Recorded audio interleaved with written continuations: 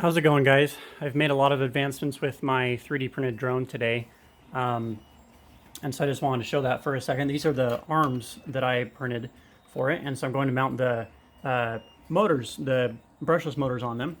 And it's kind of funny because it looks like it should go this way, but that's actually upside down. So it'll be mounted on it like that. And I am currently printing the body of it, so that'll be done pretty soon. I'm excited about that. Right now I just have it mounted on this little frame that I made from pieces of an erector set that I had from a long time ago. And it is actually pretty responsive right now. I'm still having a hard time controlling the motors with my phone through Bluetooth, because this is my Bluetooth chip right here. But I did order... I just figured it's probably better to have a longer range transmitter, so I ordered a transmitter on Amazon. And so I'll be able to use that. It's a Fly Sky brand, which had really good reviews, and I mean, it's a good brand for just drones and drone stuff in general. So I'll just show you real quick. Maybe you can hear, the motors make kind of a musical note when they turn on. You might not be able to hear it over the 3D printer over there, but so I have it hooked up to this right now, since I also ordered a battery, and that's still coming, but I just have it hooked up to 12 volts, which works just fine with these electronic speed controllers.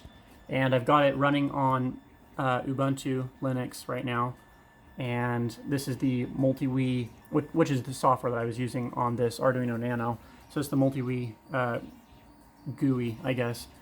So I'm going to connect this, I'll plug it in, and then you can probably hear the motors just make like 3 musical notes. If I can do it with one hand.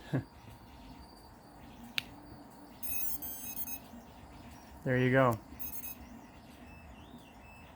And then they just keep making that note. I'm not entirely sure what that means. I think it means it needs to be calibrated, or it's still in setup or something. Still figuring that out. And then on here, I can go and connect it with the serial port.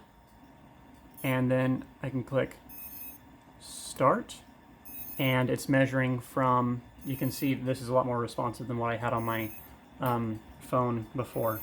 But I can tilt the drone, and it is very responsive. Also a little bit difficult to do with one hand, but there we go. So if I just tilt it, you can see on the screen that it's showing where it's tilting and stuff. So that's really good. Anyway, that's all I got for right now.